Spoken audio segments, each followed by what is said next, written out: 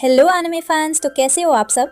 आज हम देखने वाले हैं जुजुत्सु केसन सीजन 2 के एपिसोड नंबर 3 को। एपिसोड की शुरुआत में हम देखते हैं कि रिको पानी के अंदर होती है। फिर उसके फ़ोन पर एक मैसेज आता है जिसमें कुरोई की एक फ़ोटो होती है और पता चलता है कि किसी ने कुरोई को किडनैप कर लिया है। कुछ टाइम पहले कुरोई कहती है कि मिस्टर गातो आप जाकर रिको को बचा लीजिए और मेरी बिल्कुल भी फिक्र मत करना। प्रेजेंट टाइम में गेटो बहुत गिल्टी फील करता है और कहता है कि ये सब मेरी गलती है, मैंने कुरोई को अकेला छोड़ दिया, इसलिए वो मेरी वजह से किडनैप हो गई है। वो कहता है कि हो सकता है दुश्मन रिको के एक्सचेंज में कुछ मांगे या हमें धमकी दे के अगर हमने उनकी बात नहीं मानी तो वो कुरोई को मार देंगे। जब तक उनकी लोकेशन नहीं मिलती तब तक हम कुछ भी डिसाइड नहीं कर सकते। फ़िलहाल हमें उनकी लोकेशन ट्रैक करनी होगी और वहाँ पहुँचना होगा। गेटो एक आइडिया देता है कि हम बॉडी डबल का यूज़ कर सकते हैं, लेकिन रिको मना कर देती है और कहती है कि मैं भी तुम दोनों के साथ चलूँगी। मुझे तुम दोनों पर अभी भी पूरा ट्रस्ट नहीं है। अगर तुम कुरोई को बचा भी लो तो हो सकता है कि तेंगेन के मर्ज होने से पहले हम ना पहुँच सकें, इसलिए मैं खुद जाना चाहती हूँ ताकि उनको लास्ट गुड बाय कह सकूँ। गेटो मान जाता है और कहता है ठीक है, लेकिन अगर रास्ते में तुमने कहा कि मुझे घर जाना है तो मैं कुछ नहीं सुनूंगा। फिर हम देखते हैं कि सब बीच पर होते हैं जहां गेटो उसको समझा रहा होता है कि कैसे वह एक नॉन सॉर्सर गर्ल के केस में फंस गया और किडनैप हो गई। गेटो कहता है कि इसमें तुम्हारी कोई गलती नहीं है। रिको पूछती है कि क्या तुम सब प्लेन से आए हो, क्या किसी ने अटैक नहीं किया। गेटो बताता है कि प्लेन के डिपार्चर से पहले सब पैसेंजर्स और स्टाफ को अच्छी तरह चेक किया गया था। प्लेन के अंदर और बाहर दोनों जगह सिक्योरिटी थी और मैंने कर्स स्पिरिट को प्लेन के बाहर छोड़ दिया था ताकि वह आउटसाइड से प्रोटेक्शन दे सके। फिर गेटो कहता है कि एनिमीज़ ने अजीब जगह चूज़ की है, वो किसी गांव में भी बुला सकते थे जहां लोग कम होते। रिको कहती है शायद उन्हें थोड़ा और टाइम चाहिए। फिर हम देखते हैं कि ननामी और उताहिमे भी वहाँ मिशन पर होते हैं। उताहिमे कहती है कि मैं गोजो और गेटो को दिखाना चाहती हूँ कि हम भी कुछ कर सकते हैं। वो अपनी जान रिस्क में डालकर उस लड़की को बचाने की कोशिश करते हैं। एक लड़का कहता है कि अगर इस एयरपोर्ट पर स्टॉर्म आ गया तो हमारी सारी मेहनत वेस्ट हो जाएगी। बीच पर गोजो और रिको मस्ती कर रहे होते हैं। गेटो कहता है कि अब हमें चलना चाहिए। ये सुनकर रिको थोड़ी अपसेट हो जाती है। गेटो को भी अच्छा नहीं लगता और गोजो कहता है कि कल सुबह वापस चलेंगे और वैसे भी टोक्यो में कर्स्ड यूज़र्स भी कम हैं। अगर हम एक दिन और रुकते हैं तो शायद रिको का टाइम भी सेफ हो जाए, जो हमारे लिए अच्छी बात है। फिर गेटो कहता है कि तुमने कल से अपनी टेक्निक रिलीज़ नहीं की और तुम सोए भी नहीं हो। मुझे पता है तुम आज भी नहीं सो रहे होगे। तुम पक्का श्योर हो के हमें यहाँ से नहीं जाना चाहिए। गोजो कहता है हाँ बिल्कुल, और वैसे भी तुम यहाँ हो।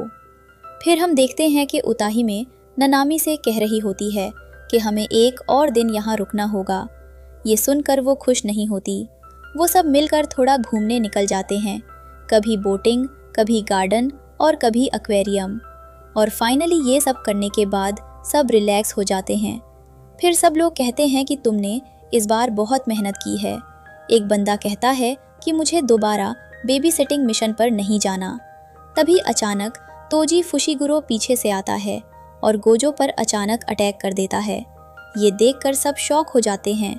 सब कहते हैं कि ये इम्पॉसिबल है, हम जुजुत्सु हाई के अंदर हैं, यहाँ कोई एंटर नहीं कर सकता।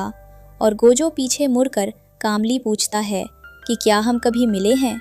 तोजी कहता है कि टेंशन मत लो, मुझे भी नाम याद नहीं रहते। फिर हम देखते हैं एक फ्लैशबैक जिसमें तोजी गोजो को ऑब्जर्व करने आता है।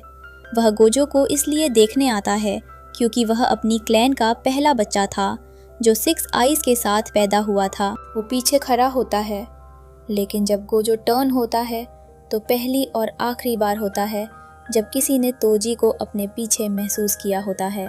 सिर्फ इसलिए तोजी ने गोजो को छोटे छोटे कर्स्ड एनिमीज से अटैक करवाया ताकि वो थक जाए और फिर बिना किसी प्रॉब्लम के वो उसे मार सके। तभी तोजी गोजो पर अटैक करता है और अपने पास रखे कर्स्ड वॉर्म को भी यूज़ करता है।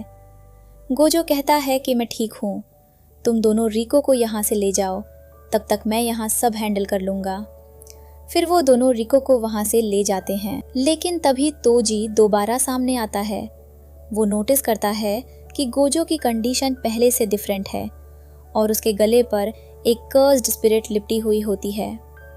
तोजी कहता है कि मुझे लगा था एक स्ट्राइक में तुम मर जाओगे। गोजो कहता है रुक जाओ, लेकिन तोजी कहता है कि वो सब खत्म हो चुका है बेवकूफ़। फिर तोजी रिवील करता है कि उसने ही बाउंटी लगाई थी ताकि गोजो दूसरों से फाइट करता रहे और थक जाए। जैसे ही गोजो ने अपनी टेक्निक रिलीज़ की, तोजी ने उस पर डायरेक्ट अटैक कर दिया। फिर हम देखते हैं कि गोजो अपनी टेक्निक से तोजी पर अटैक करता है, लेकिन तोजी इजीली डॉज कर लेता है। उसकी स्पीड देखकर सब शॉक हो जाते हैं।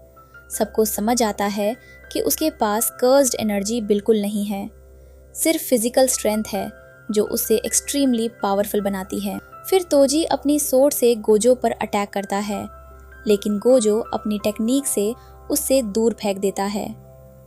तोजी कहता है कि उसके पास कर्स्ड एनर्जी नहीं है, इसलिए गोजो उसकी प्रेजेंस डिटेक्ट नहीं कर सकता। फिर गोजो ब्लू यूज़ करता है और पूरा एरिया तबाह हो जाता है, लेकिन फिर भी तोजी कहीं नज़र नहीं आता। अचानक जंगल से कुछ मूवमेंट होती है और कर्स्ड फ्लाइज का झुंड आता है जो सबको सराउंड कर लेता है। गोजो फिर से ब्लू यूज़ करने वाला होता है, लेकिन अचानक पीछे से तोजी आता है और अपनी स्पेशल वेपन से अटैक कर देता है। बहुत बड़ी फाइट के बाद तोजी बताता है कि उसकी सोर्ड स्पेशल है, जिसका नाम इन्वर्टेड स्पीयर ऑफ हेवन है, जो किसी भी टेक्निक को कैंसिल कर देती है। फिर हम देखते हैं कि गेटो और रिको एलिवेटर से नीचे जा रहे होते हैं। उतरते वक्त रिको कहती है कि हमारा सफ़र यहीं तक था, और वो अपना लास्ट गुड बाय कहकर आगे बढ़ती है। फिर एक और सीन में वो टोम ऑफ द स्टार के हॉल में एंटर करते हैं। गेटो सोचता है कि तेगिन तक जाने का रास्ता कहाँ है। वो कहता है कि हम घर भी जा सकते हैं अगर तुम चाहो। ये सुनकर रिको इमोशनल हो जाती है।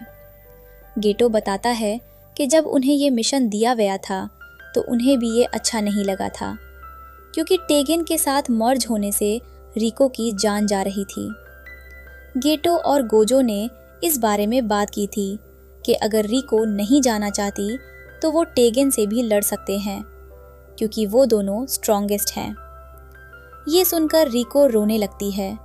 वो बताती है कि उससे बचपन से कहा गया था कि वो स्पेशल है, इसलिए वो अकेली रह गई थी।